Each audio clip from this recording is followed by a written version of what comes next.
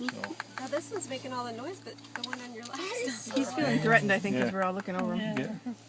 Yeah, he's down low there and stuff. This one's younger, it looks like. Smaller. Smaller, huh? There was another pliers here. Where'd it go? Oh, unless I put it in here.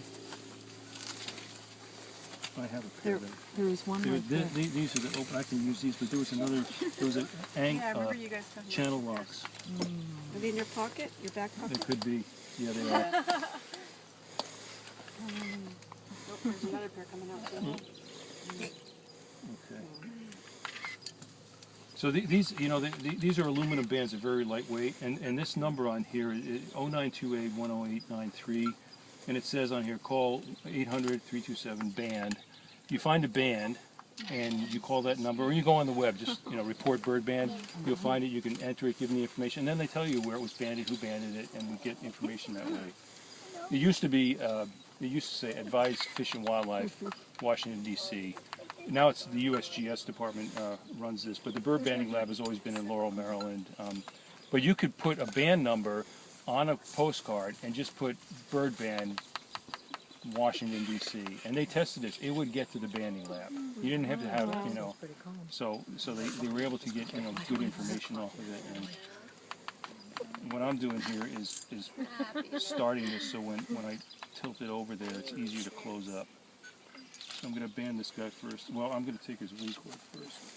Hey, honey, can you move So out see, out of the way? see this? See this here? Well, Primaries are starting. Right in front of the Okay. baby, so. So am I just writing down numbers here? Yeah, I'll give you this in a second if he doesn't mind me doing this. 1, 2, 3, 10, 9, 8, 7, 6, 5, 4.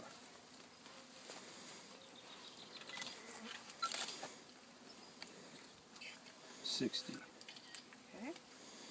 And what's that measurement for? 60 millimeters. You can. Joe's done this a long time, where you have known-age birds. Like we had some nests where we knew when they hatched, and then you could go up and weigh and measure them. Weight doesn't always help because they could have just eaten a mouse or something. So that's a lot of weight change for them. But the wing development and the feather development, sometimes when you do it enough times, you can create a scale, and we can go back and look at a chart. Okay, if the fourth primary is 60 millimeters, this bird is 3 weeks, 2 days old. Give or take a day or two. You know, it just gives you. Particular feather. Yeah. One of the Joe lets you do the fourth primary. So you're doing this for his research? Yeah, He's yeah, for working him. on a project. Hey, Mister, here. I know. You Wow, those legs are big. Wow. There's so much fur on them too. Oh, don't shoot one at me right now. Okay. Oh, watch out! He's tripping. Okay. And just like a parrot. Cover his eyes. And Yeah, just he'll be. I mean, he's not that strong. Oh yeah. Come on, get back under there. Need a bigger shirt, Pete. Look at that big leg. Wow. Oh, just cute. You got big feet.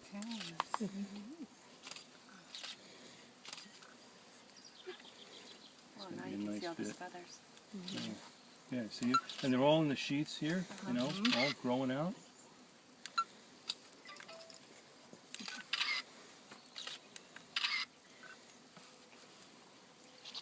Oh, just a second. I'll be done this second.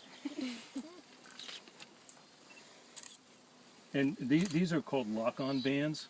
And with these chicks, you know, I've always had the attitude that you could probably put a butt end band that just go like this, because these guys will peck at them, but they're not strong. You put one of these on an adult great horned owl, and sometimes they'll take them and pull them sideways and try to get them off, or sometimes they have flanges on them and they put a rivet through them, like on golden eagles and stuff, because they'll just tear them. They'll pull this off in a second. But these guys, he's going to get used to this in a day or so and just not even notice it anymore. So I'm going to set this guy in this box. Oh my God, they're so cute. Come on, tuck that in there. Yeah, it'll be fine. Okay, next Somebody thing. knows it's his turn. So this is going to be 94.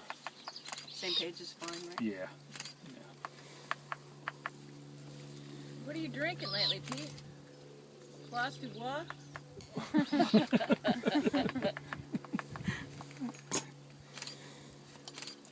He didn't strike me as a Bluegrass Chardonnay music guy. last You know? week that was on in the evening. It was probably the field crew.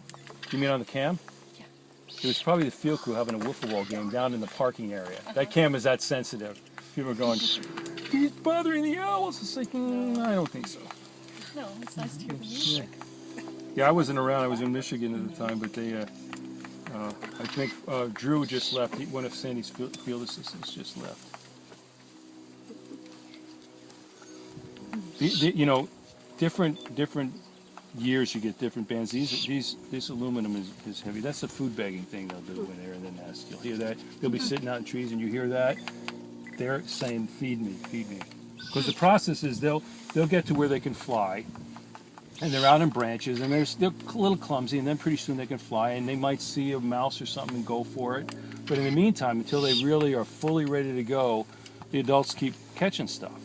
And what happens is if there's a bunch of chicks, and they all know where the adults are, the adults come in with food, everybody is making a beeline to get there first, you know, and get the hand out, you know. So, and then all of a sudden, eventually they take it on their own. If I had to guess, I would say that one's a female. Oh, really? Little Oh, baby, yeah. it's bigger? Although this guy could be 2 days, 3 days behind the other one. There's only showing one on. There's more color coming in on this one. Is this the guy just been? Yes. Yeah. Yeah, that's what I understand. So 93 is, you know, just guessing is probably a male or younger. It's really hard to say. Oh, come on. So. That's a lot of fuzzy feathers. And all this little down and fluff is coming off now. In fact, I mean, these guys have lost it, but even when they're like 2 weeks old, you can still see the egg tooth. There's a little yellow tip. That's what they use to break the egg from the inside and keep moving around in there and crack the egg so they can hatch. I've seen it, and I've seen it before, and it's sitting on there, and you just touch it, and it just flicks off eventually by itself. Here, Pete, turn him over here. There you go, Cam. Come here. Sit down. Make him smile. See, and they do that head thing, just kind of. Do the adults make that clacking too? Or Yeah, is he they'll just, do that. Oh, they do? Bob was doing it when I first grabbed him. Yeah, and the flies. Okay, just give me a second. I bet the mom is watching right now. Oh yeah. is. She knows exactly where her baby Okay. You're gonna get the T-shirt. You're gonna get the T-shirt. Time out. So, can you hand me that scale right there? The little metal thing. Yeah. Thank you. So.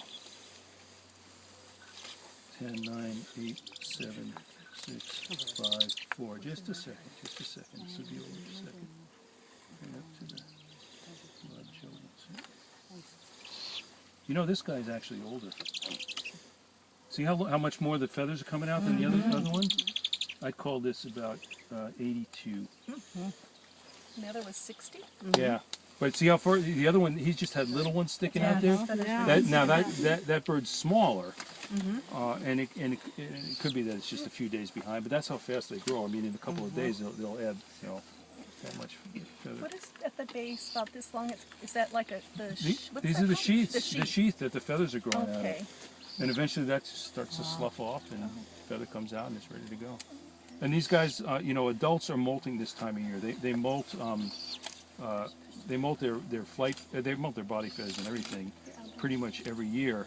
And but they can't, like some other species like geese and ducks. I mean, they'll just molt their flight feathers, but they can go out on a pond or something to.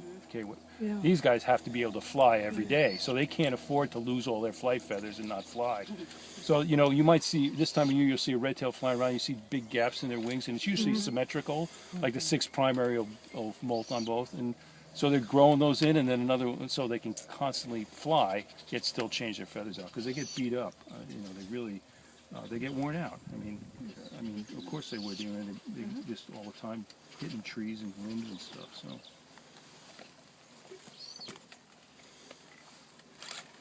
Oh, just 1 second here. Now, are their legs when they're adults? Are they feathered or? I mean, Yes, it's downy yeah, now, but yeah, will no, they no, be these are, feathered? these are feathers here. I mean, there's some down there, but no, they're feathered right to the toes. You noticed that on Bob. I was surprised. It Yeah, looked like no, a they're hobbit. feathered right to the toes.